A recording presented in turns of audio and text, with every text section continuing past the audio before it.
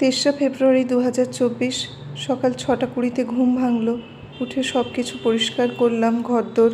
কোমর আর তলপেটের ব্যথাটা এখনও রয়েছে, যদিও আসন করা শুরু করে দিয়েছি, কিন্তু সেইভাবে এখনও ইমপ্রুভমেন্ট হয়নি। যাই হোক, ঘরের কাজগুলো এবার করে ফেলতে হবে। জামা কাপড় কাচা হয়ে গিয়েছিল, সেইগুলোকে এবার বালতিতে নিয়ে বারান্দায় মেলে দিতে হবে। একে একে জামা কাপড়গুলো মেশিন থেকে তুলে রাখছি। আজকের ওয়েদারটা অতটা ঠান্ডা না, একটুখানি হাওয়াও কম দিচ্ছে। জামা কাপড়গুলো এবার বারান্দায় মেলে দেব। বারান্দায় আজকে অত হাওয়া দিচ্ছে না, মোটামুটি ভালোই আছে ওয়েদারটা। মায়ের চুলটা বেড়ে গেছে, অনেক দিন কাটা হয়নি তো, ভাবছি আজকে কেটে দেব। মায়ের পাতলা চুল তো, করোনা থেকে আমিই কেটে দিচ্ছি।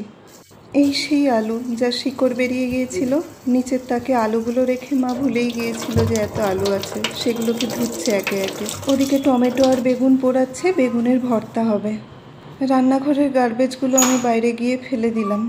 মধুতে আমলকি ভিজিয়ে রাখে মা, সাথে গোটা গোলমরিচ, সেটাও খেয়ে নিলাম 1 চামচ। একটা নারকেল কিনে এনেছিলাম, বহুদিন এক কোণে রাখা ছিল। এই দিকটা কি সুন্দর পরিষ্কার আর সুন্দর, আর উল্টো দিকটা কীরকম খারাপ হয়ে গেছে। আমি এবার একটুখানি বসে এডিটিংটা করে ফেলি। বহুদিন বাদে তো একখানা রান্না করেছিলাম, সেটার এডিটিং করে এবার আপলোড করতে হবে। পরিবেশন চ্যানেলটা অনেকটাই ডাউন হয়ে গেছে, আবার ঠিক করতে হবে সেটাকে। এদিকে বেগুন আর টমেটো পোড়ানো হয়ে গেছে। মা সুন্দর একটা বেগুনের বিরিঞ্চি করে আমাকে একটুখানি মুখে দিয়ে দিল। যথারীতি খেতে অসাধারণ হয়েছে, মায়ের হাতের রান্না তো। একটু পাঁপড় পুড়িয়ে নিচ্ছে মা। ভাতের পাতে মা পাঁপড় খায়, প্রথম পাতে আমরা ঘি খাই। ঘি আলু ভাতে, টক ডাল, মাশরুমের তরকারি আর দইতে জল মিশিয়ে রায়তার মতো করে খাই আমরা। মায়ের খাটের পেছনটা বেশ ধুলো হয়ে গিয়েছিল, খাওয়া দাওয়ার পরে উঠে সেই জায়গাটা একটু ঝাঁট দিয়ে দিলাম। কালকে রাত্রির বেলায় ড্রাই ফ্রুটস, আমন্ড, কাজু, কিশমিশ এগুলো ভেজাতে ভুলে গিয়েছিল, তাই আজ সকালে ভিজিয়ে রেখেছিল, এখন ছাড়াচ্ছে সেগুলো। দুপুরবেলায় রুটি করবার জন্য আটা নিলাম। মাপটা এমনই, ঠিক 6টা রুটিই হলো, ঠিক যেমন আগে হতো। মা, বাবা আর আমি প্রত্যেকে 2টো করে খেতাম। বেগুনের বিরিঞ্চি দিয়ে রুটি খেতে মায়ের খুব ভালো লাগে, আমারও বেশ লাগলো। সাথে ছিল কফি। আজকে যেমন বলেছিলাম মায়ের চুলটা কেটে দেব, মাকে একটা চেয়ারে বসিয়ে খাটের মধ্যে আয়নাটা রেখে শুরু করলাম মায়ের চুল কাটা।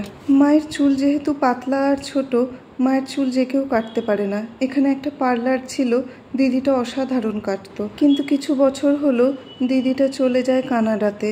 তারপর থেকে, মানে ওই করোনার সময় থেকে আমিই মায়ের চুল কাটি। অন্য পার্লারে গিয়েছিলাম, তারা ভারী বিচ্ছিরি করে কেটে দিয়েছিল, তাই আমার ভরসা হয় না, নিজেই কাটি। কিরকম হয়েছে? দুর্দান্ত, আমার খুব পছন্দ হয়েছে।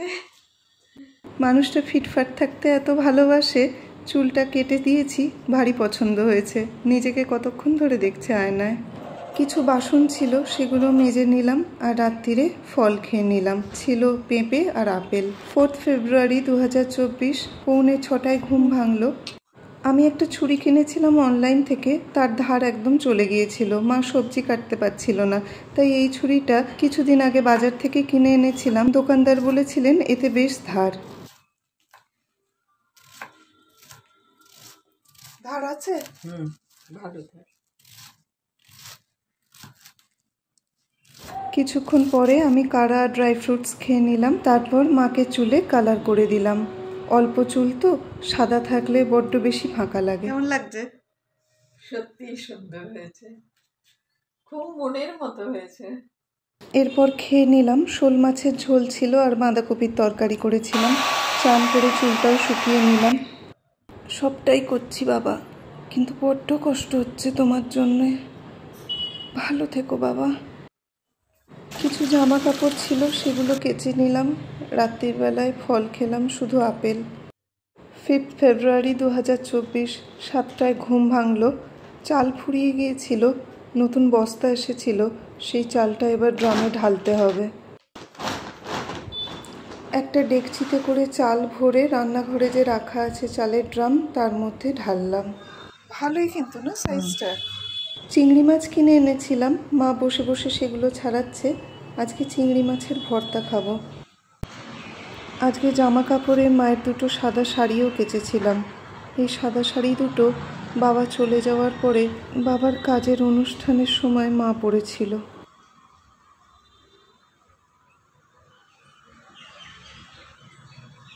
আমি চান করে নিলাম, চুলটাও শুকিয়ে নিলাম। দুপুরে খেলাম আলু ফুলকপির তরকারি আর রুটি, আর সন্ধেবেলায় আপেল।